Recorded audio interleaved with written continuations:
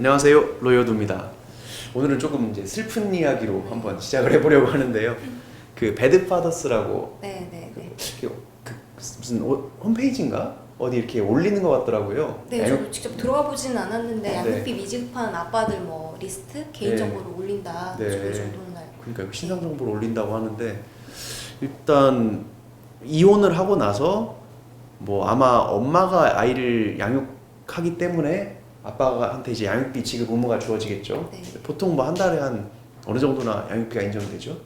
통상적으로는 뭐 재판상 이혼 같은 경우에는 예. 아직도 한 50만 원에서 70만 원 사이 정도. 네네. 뭐 사실 아이 양육하는데 드는 비용 생각하면은 높은 비용은 아니라는 생각이 드는데요. 근데 사실 이혼하는 경우에 뭐 꼭 그런 건 아니지만 경제적으로 너무 힘들어서 혼인이 파탄돼서 이혼하는 경우도 많잖아요. 네, 네. 뭐 사업이 뭐 했는데 쫄딱 망했다든지 아니면 막 갑자기 막 크게 다쳐가지고 일을 더 이상 못하게 됐다든지 이래서 경제적으로 힘들다가 그것 때문에 이제 사이가 안 좋아져서 이혼하는 경우도 많은데 네. 사실은 이제 저희가 양육비나 관련돼서 이혼 소송 들어가 보면 조정할 때 상대방이 그런 말을 하잖아요. 아우 나는 사실은 진짜 주고 싶은 마음은 굴뚝 같은데 내가 이 자리에서 아무리 한 달에 50만 원 주겠다고 말을 해봤자 내가 실제로 못 줄 거 뻔히 아는데 이게 무슨 의미가 있느냐 그런 말을 하거든요. 그래서 양육비를 뭐 진짜 고의로 안 주는 것은 어떻게 문제를 삼을 수 있으며 또는 고의가 아니라 진짜 돈이 없어서 못 주는 경우는 책임이 어떻게 되는지 그거를 좀 궁금해 할 것 같거든요. 일단 뭐 돈이 있는데 고의로 안 주는 경우 먼저 얘기를 해볼까요? 돈이 있는데 네. 양육비를 고의로 안 준다. 이 경우에 좀 어떻게 법적으로 구제받을 수 있는지. 일단은 뭐 돈이 있는 경우라고 하면은 뭐 재판상 이혼을 얘기를 해야 될까요? 그러겠죠? 네. 네. 화해공고 결정문이든 판결문이든 이제 집행 권원이라고 해서 이제 판결문을 저희가 받잖아요. 네. 그럼 그 판결문을 근거로 해서 원래 양육비를 원래 매달 얼마씩 지급하라 아니면은 뭐 과거 양육비를 얼마를 지급하라라는 판결문이 있을 거예요. 네. 근데 돈이 있는데도 불구하고 재산이 많은데도 불구하고 지급하지 않는다라고 하면은 이 판결문을 근거로 해서 이제 뭐 강제 집행이라고 이야기를 하죠. 이제 민사 사건 같은 경우에도 판결문을 받았는데 뭐 돈을 주지 않는다고 하면 일반적으로 뭐 빨간 딱지라고 얘기를 하잖아요. 네. 그래서 뭐 집행을 해서 가지고 있는 뭐 부동산이라던가 아니면 뭐 예금이라던가 뭐 파악을 해서 그 부분을 이제 강제로 가지고 오는 과정으로 양육비를 지급을 받아야 되겠죠. 제가 들어본 제도는 그 직접 지급 명령인가 해가지고 이제 월 정기적으로 줘야 되는데 한 네. 2번 이상 이렇게 연체가 되면 그 사람이 어디서 월급을 받고 있는 사람이다. 네, 네. 그럼 이제 사업주 측에다가 이제 직접 그 월급에서 양육비만큼은 떼고 양육비는 사업주가 직접 아이 쪽으로 주고 양육자한테 주고 그걸 뗀 나머지 월급만 근로자한테 주는 걸로 네. 그렇게 하는 제도도 있다고 들었어요. 그래서 그것도 한번 이용해봐도 괜찮을 것 같고 좀 심한 경우에는 이제 뭐 과태료나 뭐 감치 이런 것도 가능하다면서요? 네, 뭐 제가 알고 있기로는 이제 이행명령이라고 해서 방금 말씀드린 것처럼 뭐 판결문이나 집행 권한이 있음에도 불구하고 계속 지급해주지 않는다. 그러면은 이제 지급해주지 않는다고 해서 바로 뭐 과태료나 아니면 감치를 할 수 있는 거는 아니고요. 네. 이제 이행명령 신청을 해서 이제 판사가 뭐 뭐 한 달에 얼마씩을 지급하라라던가 이렇게 이행명령을 했음에도 불구하고 이제 아빠일 수도 있고 엄마일 수도 있죠. 이제 아이를 키우지 않는 측에서 양육비를 지급해주지 않는다. 그게 3회 이상 계속 된다라고 하면 이제 감치도 가능한 걸로 알고 있고요. 과태료 부과도 가능한 걸로 알고 있습니다. 아직은 뭐 형사처벌 같은 건 안 되는 것 같아요. 네. 네. 그리고 뭐 사실 감치 같은 경우에도 30일까지밖에 감치를 할 수가 없다고 해요. 그래서 30일이 지나도 지급해주지 않는다라고 하면은 사실상 뭐 다른 방법으로 지급받을 수 있는 거는 없을 것 같아요. 네. 재산이 없는 아빠나 엄마라고 하면. 그렇죠. 네. 그 최근에 이제 그 아동복지법 개정안이 발의가 됐는데 이제 그걸 보면 이제 돈이 있는데 정당한 사유 없이 고의로 일부러 양육비를 안 준다. 이거는 약간 아동에 대한 학대 아니냐. 그래서 이제 이걸 아동 학대로 봐서 처벌하자. 이런 이제 개정 법안이 있는데 그건 아직 뭐 통과는 안 된 것 같고요. 이제 문제는 말씀하신 대로 진짜 돈이 없는 경우죠.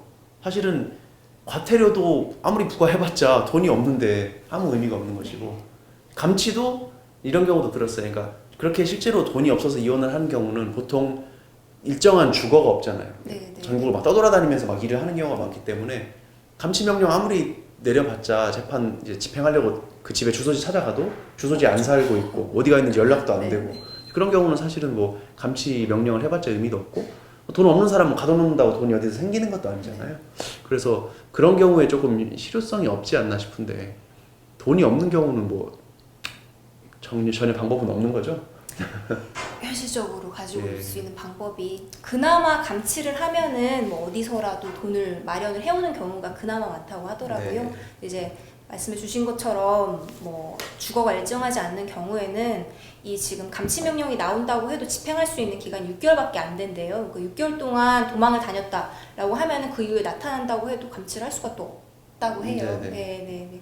현실적으로는 좀 그거를 담당하는 기관이 뭐 양육비 이행관리원인가? 예. 이런 게 있었는데 예를 들면 우리가 뭐 회사 다니다가 회사가 갑자기 파산해가지고 임금이나 퇴직금을 못 받게 되면 근로복지공단에서 일부 약간 딱 먼저 주고 공단이 이제 그 사업자한테 나중에 구상을 받잖아요. 네. 그런 비슷한 제도가 아마 있는 걸로 들었어요. 그래서 좀 이렇게 양육비도 좀 실제로 정말 형편이 어려워서 그 소득 요건이 어느 정도 되는 사람은 일부는 약간 국가기관에서 먼저 지급을 하는 걸로 그런 제도가 있다고는 들었는데 뭐 굉장히 뭐 세발의 피겠죠 사실은. 뭐 계속 줄 수 있는 게 아니니까. 그러니까요. 그리고 그러니까 이제 돈이 정말 없어서 못 주는 사람은 저는 어쩔 수 없다고 생각하고 실제로 의료인들도 그렇게까지 막 돈이 없는 걸 뻔히 알면 막 악착같이 막 뭘 해달라고 하진 않더라고요. 그러니까 저 사람 내가 돈 없는 거 뻔히 안다. 그러면은 굳이 뭐 이행명령이나 감시 재판 이런 거 신청해달라고 하지도 않는데 저 사람 명의로 된 재산은 없는데 저 사람이 돈은 많아. 다른 사람이 앞으로 돌려놨어. 이런 경우에 좀 뭐 감치나 과태료나 이런 걸 부과해달라고 하는 것 같아요. 감치 재판은 제가 알기로는 1년에 통계적으로 뭐 100몇 건 정도밖에 실제로 집행이 안 된다고 하니까 현실적으로는 뭐 신청도 많이 안 하지만 그 실효성도 별로 없어서 좀 안 하는 거 아닌가 싶더라고요. 인신을 구속하는 거니까 네. 좀 부담을 느끼는 것 같아요. 재판부도. 재판부에서도. 네. 기왕이면 과태료 한번 해보고 네. 어떻게든지 좀 돈 이렇게 해보려고 하는 거지 뭐 사람 가두는 거는 아무래도 좀 부담이 되겠죠. 양육자 입장에서 좀 많이 부당하다는 느낌이 들 것 같아요. 실제로 지급받는 양육비도 사실 많지 않은데 그것마저도 보통 이행명령으로 가거나 하면은 금액을 좀 줄여가지고 줘라 라고 이야기를 하는 경우가 굉장히 많잖아요. 그러니까 그렇게 경제적으로 힘들어서 이혼하는 경우는 이제 보통 양육비를 산정할 때 양쪽의 소득을 합산해가지고 네. 그 기준으로 삼잖아요. 근데 소득이 적은 사람들은 뭐 진짜 한 달에 막 30만 원. 네. 저희 사건의 경우에는 제가 옛날에 했던 사건은 자기가 돈 진짜 없다고 해서 한 달에 15만 원인가? 그렇게 조정한 사건도 있거든요. 근데 못 준다고 하니까 15만 원도 어떻게 해볼 수가 없더라고요. 좀 근데 생각을 우리가 해야 되는 부분이 아까 뭐 아동학대 얘기도 나왔지만 이거는 상대방 배우자, 이혼하는 배우자한테 주는 게 아니고요. 아이 생계를 위해서 쓰는 비용이잖아요. 그러니까 정말로 뭐 몸이 아프다거나 해서 한 달 빠지거나 2달 빠지는 거 이것까지 어떻게 할 수는 없겠지만 그래도 상대방이 키운다고 해도 자기 자식이니까 좀 그 부분은 잘 챙겨주시는 게.